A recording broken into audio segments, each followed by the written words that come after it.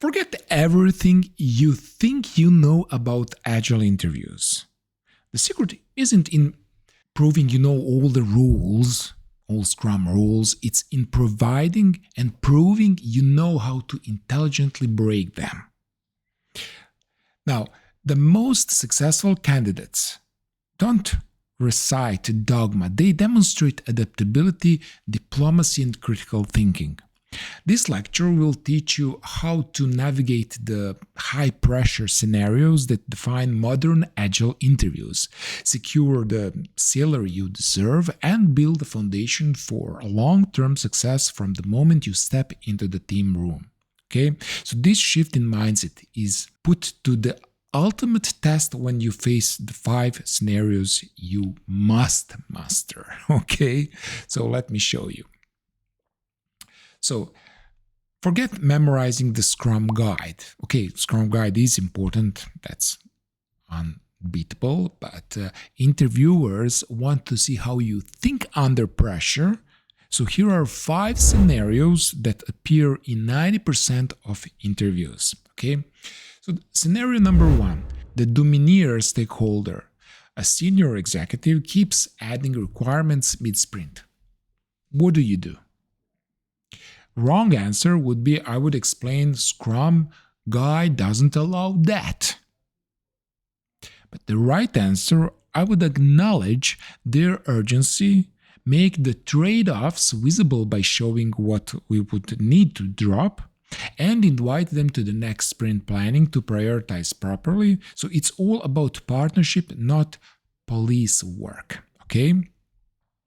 Then we have a scenario number 2, the failed sprint. So the team failed to deliver anything in the last sprint. How do you handle the retrospective? Wrong answer would be to find out who messed up. And the right answer, I would focus on system, not individuals. What impediments did we miss? Were our commitments realistic? I would use the 5 whys technique to find root causes, not symptoms. Okay? Then we have a scenario number 3, the resistant team. The developers say Scrum is slowing them down. How do you respond? Wrong answer would be to explain why they are wrong. And the right answer, I would listen first. Often, Scrum is slow means we have unaddressed impediments. So I would run focused sessions to identify what specific ceremonies or practices feel wasteful, then adapt our approach while maintaining Scrum core principles. Scenario number 4, the boring daily Scrum. Your team just says no problems every day and doesn't want to talk. How do you fix it? The wrong answer, force everyone to get to the meeting and make it longer. The right answer, first I would check if they are working together at other times. If not, I would try to change the meeting. We would talk about the task on the board instead of taking turns, or could ask what's the hardest thing you are working on today instead of the usual 3 questions we ask in daily Scrum meeting. Scenario number 5 is the competing product owners. So 2 important stakeholders give you conflicting priorities for the same sprint. So how do you handle that? A wrong answer would be to tell them to figure it out themselves. But the right answer, I would facilitate a valid discussion with both stakeholders present, using data about customer impact and business value. If they still cannot agree, I would escalate to establish a single accountable decision maker. So as a Scrum requires 1 product owner voice. Okay? So practice these scenarios out loud. Record yourself. Your first answer will be terrible, and that's normal, but the 5th practice, you will sound like a seasoned pro. Once you've proven you can handle the role's challenges, the next step is to ensure you are valued appropriately, making the salary conversation a critical part of your strategy. So, here is what nobody tells you about negotiating your first Scrum role. You have more power than you think. So, research shows that range for entry-level Scrum Master is about $65,000 to $85,000, and for product owner, $70,000 to $95,000. But here is the key: never give a number first. When asked about salary expectations, you can say, I'm more interested in finding the right fit where I can deliver value.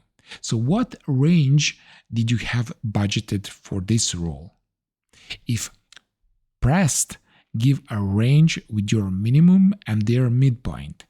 If they offer you below your minimum, don't reject it immediately. Redirect. I'm excited about this opportunity, and based on my research and the value I will bring through specific skills, for example, my ability to facilitate conflict resolution and unblock teams, I was expecting closer to X. So can we explore that? The key is to choose skills that are specific, that are valuable and relevant to the Scrum Master or Product Owner role. Avoid generic terms like hardworking or I'm a good communicator and that's why I expect X number of dollars. So instead, pick skills that directly impact team success and are backed by your experience.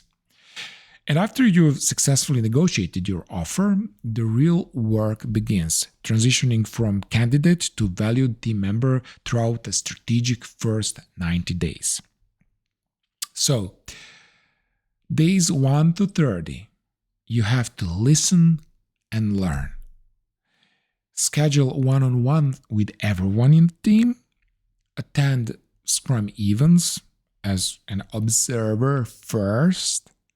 Document current state, not judgments yet. Identify quick wins that require no process changes. Use an AI note-taker app in meetings to write down the important points for you, and this helps you listen better, and analyze it later. Next, days 31 to 60 is for you to build trust. Implement one small improvement the team already wants. Share credit generously. Facilitate without forcing. Start addressing the easiest impediment.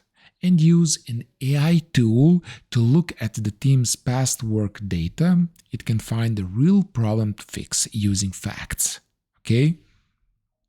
And days 61 to 80 to 90, establish your value. So present data showing improvements, propose your first major initiative, celebrate team wins publicly, request feedback and actually use it, and use AI survey tool to ask the team how they feel. It will find the most important areas to work on next.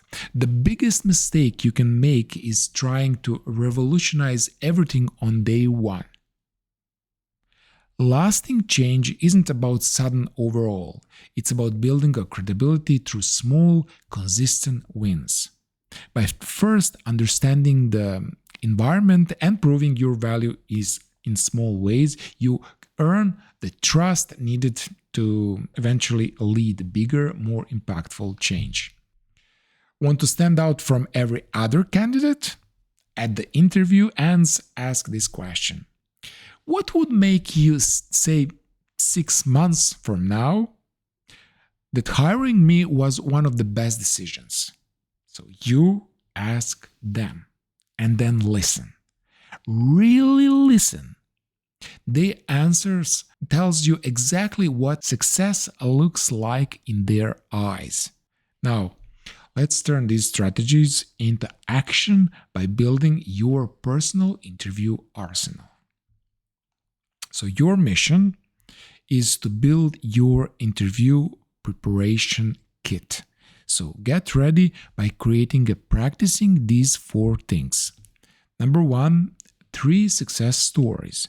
Prepare 3 short stories about your past work using the STAR method: situation, task, action, and result, that show you think like an agile pro.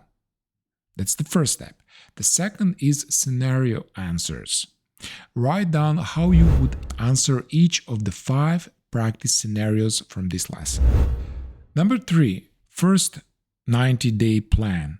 Make a simple outline of what you will do in your first 3 months on the job. Listen, build, trust, show value. And number 4 is salary plan. Decide on your target salary range and practice how you will talk about it. Now, I want you to post your biggest interview fear in the comments. I will personally address the most common concerns in the comment section. Okay? Your resume gets you in the door, but your preparation wins the job. Okay, so now that you have the tools to think like a Scrum professional, it's time to put them in practice. Complete your interview arsenal, polish your resume with your new insights, and send it out with confidence. You are not just ready for this, you are destined to success.